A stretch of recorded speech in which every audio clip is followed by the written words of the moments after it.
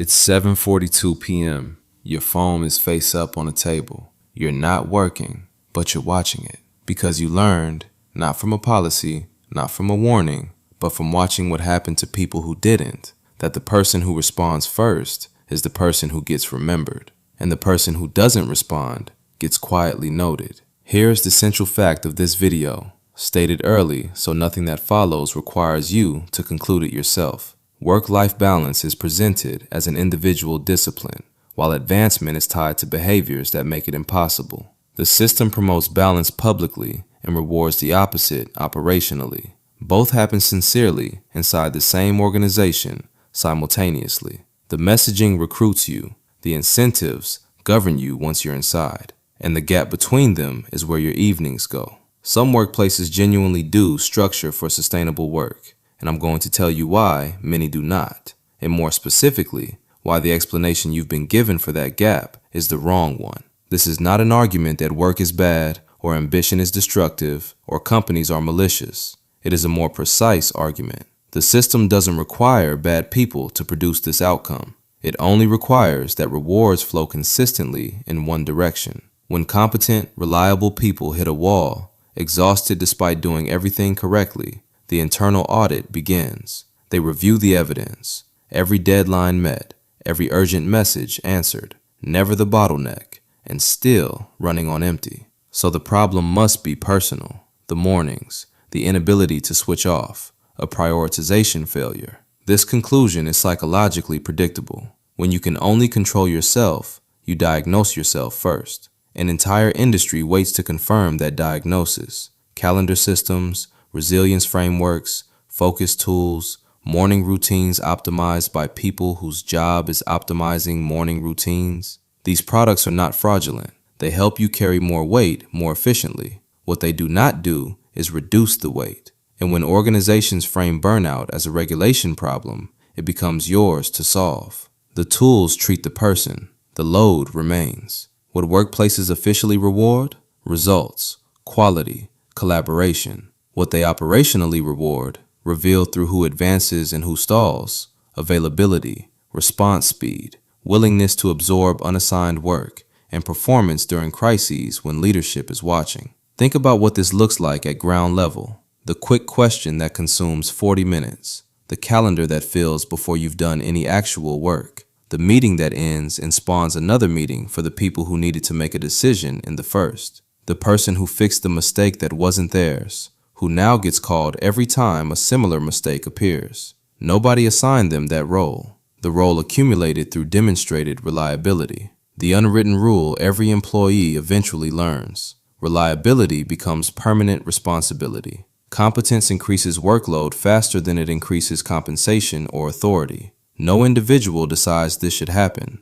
The system produces it automatically when the incentives are arranged the way they are arranged. You become the fallback. Then the fallback becomes your job description. And underneath that, if 9 people's work can be completed by 6 high performers working harder, the organization learns it operates with 6. Not through a meeting where anyone chooses to extract more from people, through deadlines continuing to be met, budgets continuing to be optimized, and no signal arriving that the load has exceeded sustainable capacity. Lean staffing is the rational output of financial pressure meeting demonstrated human capacity. When capable people keep expanding to absorb what is placed in front of them, the consequence lands at home. In the evenings that don't decompress, the weekends that don't restore, the vacations taken with a phone that never fully goes dark. The workload expands to whoever is capable of absorbing it, and the most capable people absorb the most. This is where corporate wellness programs enter,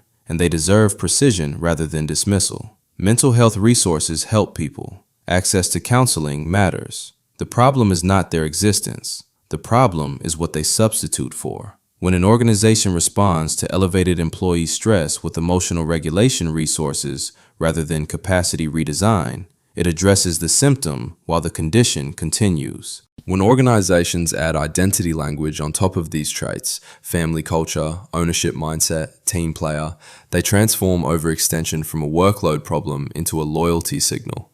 Pulling back stops feeling like self-protection. It starts feeling like abandonment. These individuals don't prop up organizations because they're naive.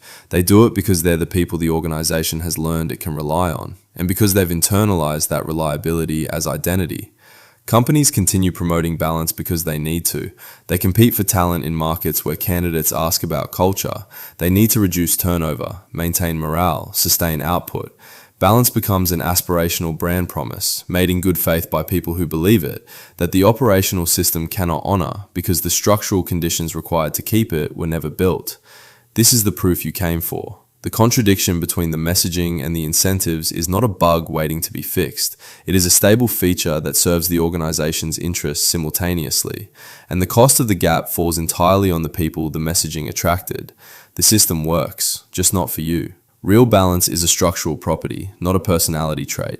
It requires staffing that prevents single points of failure, deadlines set against actual human capacity, protected time off that leadership visibly models rather than quietly exempts itself from, performance evaluation that measures output rather than presence and responsiveness, role boundaries honored in practice, not just described during onboarding and gradually ignored as urgency accumulates. Organizations that have built these conditions have cultures where balance is genuinely achievable. Organizations that haven't have cultures where balance is individually attempted and structurally eroded. The difference does not appear in value statements. It appears in whether the person who leaves at 5 p.m. gets promoted. Here is what to do with this information. First, diagnose before changing anything. The critical question is whether your environment is fixable or extractive. Two signals that tell you which one you're in. Watch who actually gets promoted. Do they model limits or do they signal unlimited availability? And watch what happens when someone pushes back on an unreasonable request. Is the response a real conversation or a performance of flexibility followed by the same outcome? Those two data points are more reliable than any policy document. Second, stop absorbing invisible labor silently. When you solve problems that aren't formally yours, make it visible.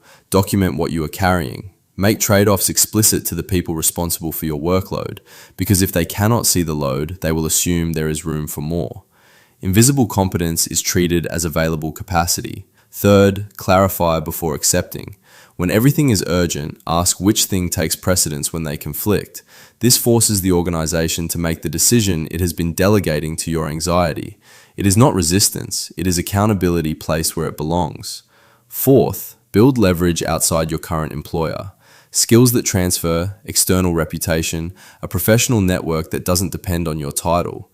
Leverage is what makes negotiation possible and exit viable.